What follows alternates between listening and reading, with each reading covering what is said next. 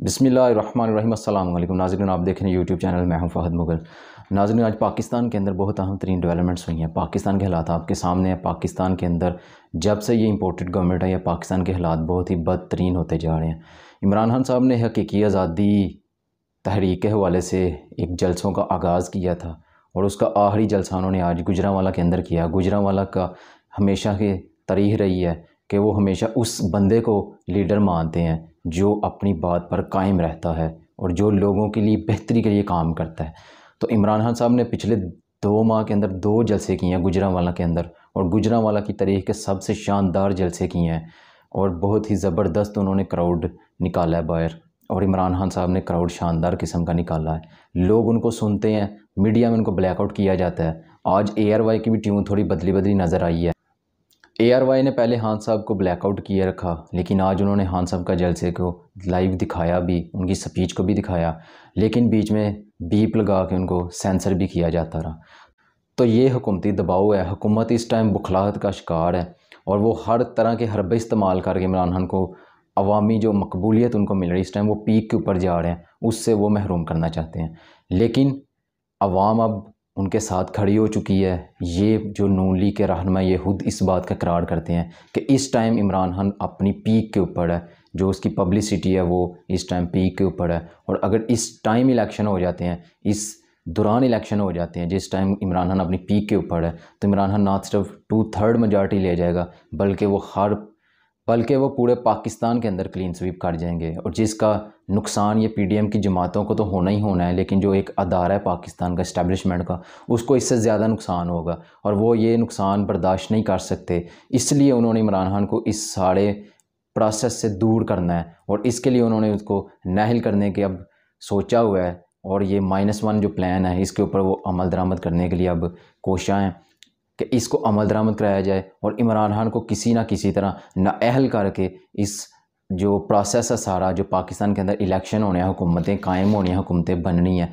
इससे उसको महरूम कर दिया जाए। लेकिन ये पॉसिबल नहीं है। ये पॉसिबल तब भी हो सकता है जब आप 22 करोड़ आवाम को भी नाअहल कर दें और उसको भी वोट का हक़ देने से मना कर दें।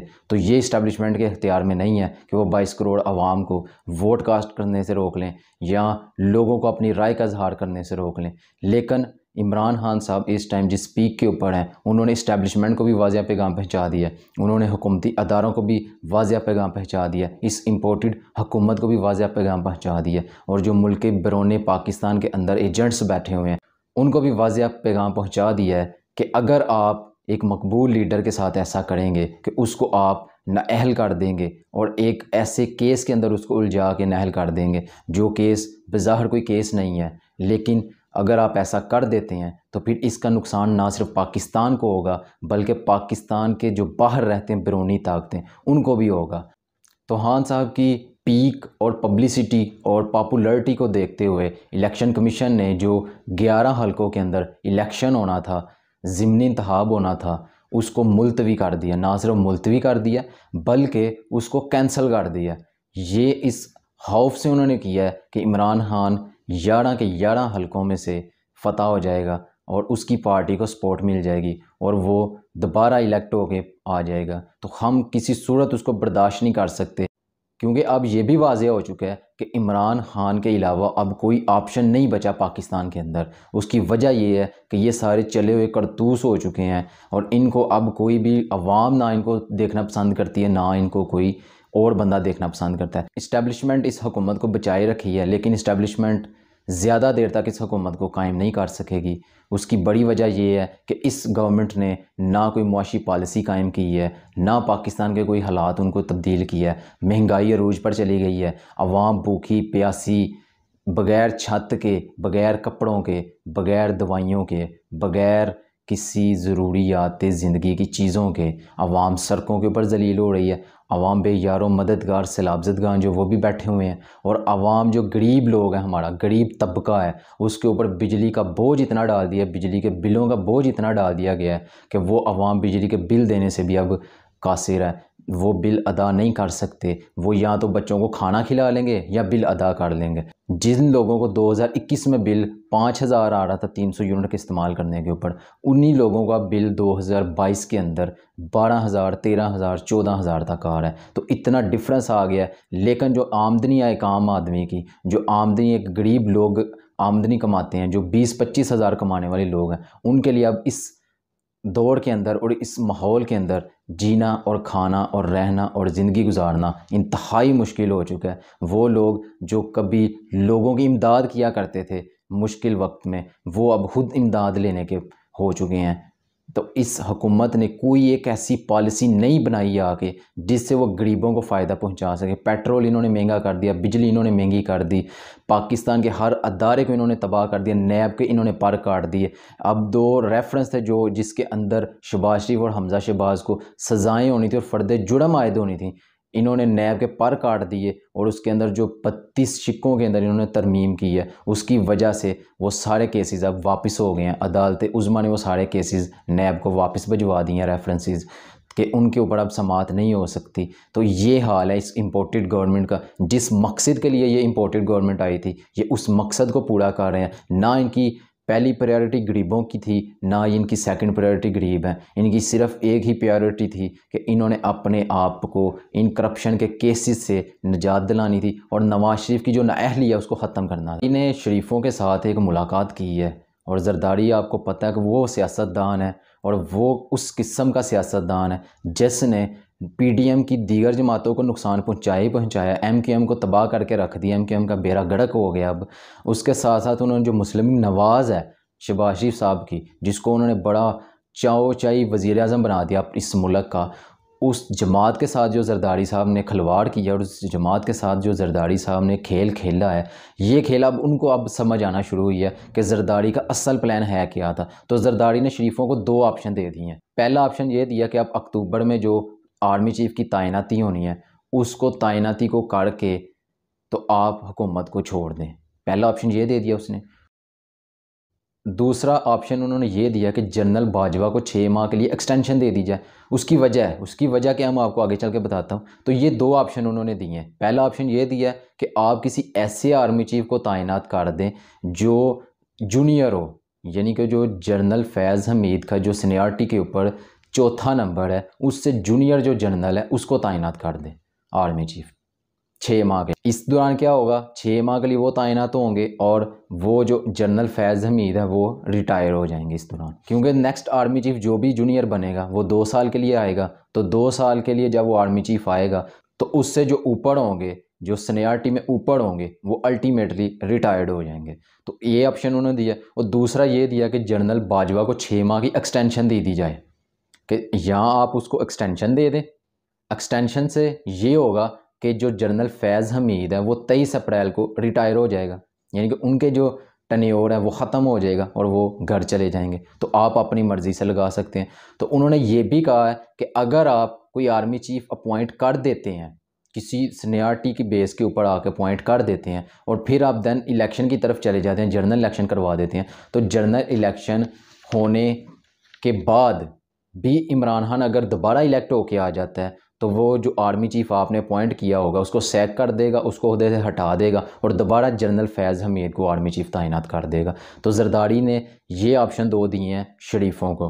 तो शरीफों ने इसका क्या जवाब दिया है और शरीफों ने इसके बारे में क्या कहा है, ये अभी वाज़ेह होना बाकी है। लेकिन अगर आर्मी चीफ़ की तैनाती इस तरह होती है कि वो अपनी हुकूमत को बचाने के लिए एक ऐसे शख्स को आर्मी चीफ़ बना देंगे जो करैक्टर वाइज भी ठीक ना हो, जो सीनियरिटी वाइज भी ना हो, तो इसके वजह से जो हमारे मुल्क के हालात हैं वो दोबारा ख़राब होंगे, वो मज़ीद ख़राब हो जाएंगे। जो स्टेबिलिटी आनी थी वो नहीं आ सकेगी। जो पाकिस्तान के पॉलिटिकल सोशियो इकनॉमिकल इश्यूज़ हैं वो रिज़ॉल्व नहीं हो सकेंगे, स्टेबिलिटी नहीं आएगी मुल्क के अंदर। कोई बैरूनी मुल्क जो हमारे पड़ोसी ममालिक हैं, जो हमारे दोस्त ममालिक हैं, वो हमारे साथ ट्रेड नहीं करना चाहेंगे। उसकी वजह यह है कि हमारा जो सबसे बड़ा अदारा है, हमारे जो डिफेंस सिस्टम है, जो हमारी सिक्योरिटी का रखवाले हैं, अगर आप उसके ऊपर कंप्रोमाइज़ करके कर लेंगे तो फिर हमें नुकसान होगा। तो ये कोई भी नहीं चाहेगा कि ऐसा हो। दूसरी जानिब मैंने आपको पिछले व्लॉग में बताया था कि बैकडोर राब्ते जारी हैं और जो राब्ते हुए वो कैसे हो रहे हैं और किन के ज़रिए हो रहे हैं और कौन करवा रहा है, ये सारा मैंने आपको पिछले व्लॉग में बताया था। इधर ऊपर आई के बटन में उसका मैं लिंक दे दूँगा, आप उधर से जाकर वो देख सकते हैं और सुन सकते हैं व्लॉग। उसके अंदर मैंने सारी तफसील से बताया था कि किन के बैकडोर राब्ते और किस तरह का दबाव डाला जा रहा है इमरान खान के ऊपर कि वो सारी ये बातें मान ले और जो ये गवर्नमेंट चल रही है इसको मज़ीद 3-4 माह चलने दिया जाए, या नहीं अगर 3-4 माह नहीं भी चलने दिया जाना तो इसको कम अज़ कम ये जो तैनाती होनी है उस तक चलने दिया जाए, उसके बाद फिर जनरल इलेक्शन का ऐलान कर दिया जाएगा। तो आज जब खान साहब गुजरांवाला जलसे में जा रहे थे तो उनका त्यारा जब फ़्लाइट ली उसने, उड़ान बढ़ी उसने, तो उसके अंदर एक फ़नी खराबी आ गई।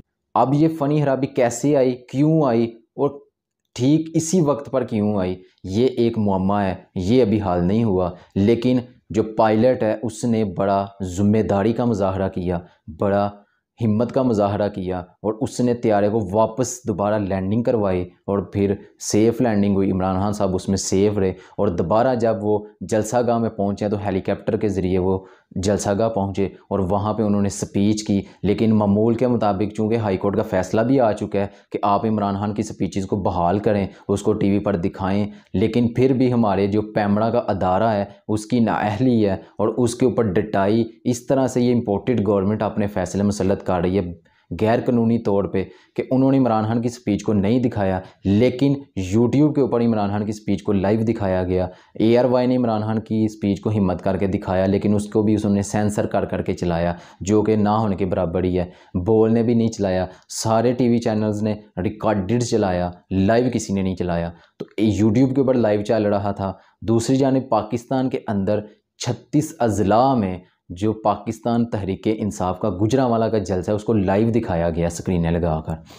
तो उसके अंदर उन्होंने बड़ी शानदार स्पीच की है। उन्होंने आखिरी जो अपना जलसा किया उन्होंने उसके अंदर कहा है कि नौजवानों मैं आपको तैयार कर रहा हूँ, आपने मेरी कॉल का इंतज़ार करना है। जिस दिन मैंने आपको कॉल दे दी आप सब ने निकल आना। उन्होंने अपनी जितनी भी तंजीमें हैं, अपनी जो PTI की तंजीमें हैं, ISF है और दीगर जो इनकी लाइट्स फोरम्स हैं, उन सब को इन्होंने अलर्ट कर दिया, उन सब को इन्होंने नोटिफिकेशन जारी कर दिया है कि आपने तैयार रहना है, मैं आपको फ़ाइनल कार्ड देने वाला हूँ और जिस दिन मैं आपको कॉल दे दूँ आपने पूरे पाकिस्तान से निकल आना है और इस्लामाबाद की तरफ आ जाए और हमने इस इम्पोर्टेड गवर्नमेंट को घर भेज कर ही सुकून करना है। तो ये बड़ी अहम तरीन उन्होंने आज ऐलान किया है। उन्होंने ये भी साथ साथ ऐलान कर दिया है कि अगर ये इम्पोर्टेड गवर्नमेंट ने कुछ भी नुकसान पहुंचाने की कोशिश की हमें, या कोई बोंडा हटकंडा इस्तेमाल करके पाकिस्तान तहरीक इंसाफ को नुकसान पहुंचाने की कोशिश की या मुझे नाअहल करने की कोशिश की, तो इसके जो कंसिक्वेंसेस होंगे वो इस इम्पोर्टेड गवर्नमेंट से संभाले नहीं जाएंगे और मुल्क के अंदर अल्लाह ना करे अनारकी आ जाए, डिक्टेटरशिप आ जाए, मार्शल। हम इसके हक़ में नहीं है कि पाकिस्तान के अंदर एक और मार्शल हम बर्दाश्त कर सकें या डिक्टेटरशिप का दौर दोबारा वापस आए या हम अनारकी में चले जाएं और फाशिस्ट दौर के अंदर चले जाएं। तो ये हम बर्दाश्त नहीं कर सकते। खान साहब ने आज बड़े वाज़िया तौर पे न्यूट्रल्स को भी पैगाम पहुंचाया है और इस इम्पोर्टेड गवर्नमेंट को भी पैगाम पहुंचाया है कि आप होश के नाहू ले लें और पाकिस्तान की बेहतरी के लिए मिलकर काम करने के लिए हम आज भी तैयार हैं। लेकिन शर्त ये है कि आप पहले जनरल इलेक्शंस का ऐलान करें और फिर हम इस मौजू के ऊपर बैठकर बात करेंगे। और अगर आप इलेक्शन का ऐलान नहीं करते तो तब तक आपसे कोई बात नहीं होगी, ना आपके साथ कोई बैकडोर राब्ता होगा, ना आपके साथ कोई डील होगी और ना ही आपके साथ कोई मीटिंग होगी इस हवाले से, जब तक आप जनरल इलेक्शन का ऐलान नहीं करते। दूसरी जानिब जी, पाकिस्तान के अंदर कल सेक्रेटरी जनरल आए थे अंतोनियो गुतेरेस UNO के, तो उन्होंने पाकिस्तान के अंदर जो सैलाब आया है, जिस किस्म का सैलाब आया है, जिस तरह उसने तबाही मचाई है मुल्क पाकिस्तान के अंदर, जो 70% हमारा एरिया उसको पानी ने बहा दिया है, उसके अंदर सैलाब आया हुआ है। लोग भूखे प्यासे नंगे सड़कों पर जलील हो रहे हैं, खुले आसमान तले बैठे, हुड़ाक उन तक नहीं पहुंच रही। और मैं कल एक आर्टिकल पढ़ रहा था जिसके अंदर लिखा हुआ था कि जब फ़ोटो सेशन का टाइम आता है, जब ये इम्पोर्टेड वज़ीर आज़म वहाँ जाता है, वहाँ ट्रकों के ट्रक आ जाते हैं सामान लेकिन अज्जा के अजनास के लेके, लेकिन जो ही वो फ़ोटो सेशन ख़त्म होता है तो अजनास दोबारा लोगों से छीन के ट्रकों में भर के तो वो वापस लेके भाग जाते हैं। तो ये हाल इस इम्पोर्टेड गवर्नमेंट का। तो अंतोनियो गुतेरेस आए थे, ये एक वीडियो देखें, ये मुल्क पाकिस्तान का वज़ीर आज़म है और जो इस्टेब्लिशमेंट उन्होंने पाकिस्तान को किस नहज पे ला के खड़ा कर दिया कि इस शख्स को हम वज़ीर आज़म कहना पड़ रहा है। ज़रा इसकी बात सुने जो अंतोनियो गुतेरेस से ये कह रहा था। You have been extremely kind, generous and passionate. Your help to Pakistan will help helpless people in this country. Thank you. अंग्रेजी बोली मैंने? Well, I told you that this great human being, Sheikh Jalal, has spoken today language which is not only understood.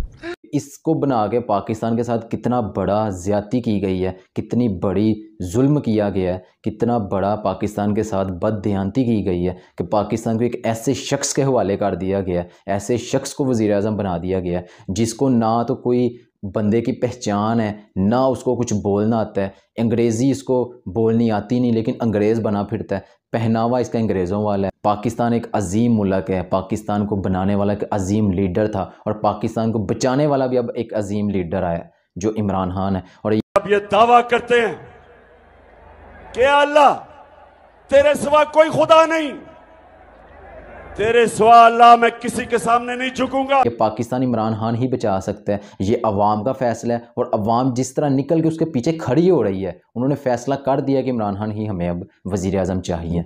Imran Khan साहब ने आज हकीकी आज़ादी जो तहरीक चल रही थी उसका आखिरी जलसा कर दिया है। उसके अंदर उन्होंने ऐलान कर दिया है कि मैं आपको एक हफ़्ते या 2-3 दिनों के तक आपको मैं एक कॉल देने वाला हूं और वो कॉल ऐसी होगी कि जब मैं कॉल दे दूं, अगर मेरी कॉल आप तक ना भी पहुंचे, लेकिन मीडिया ना पहुंचाए, आपको सोशल मीडिया से पता चल जाए, आपको व्हाट्सएप ग्रुप से पता चल जाए और मेरी कॉल आप तक पहुंच जाए, तो आपने उसको सुन के बाहर निकल आना है।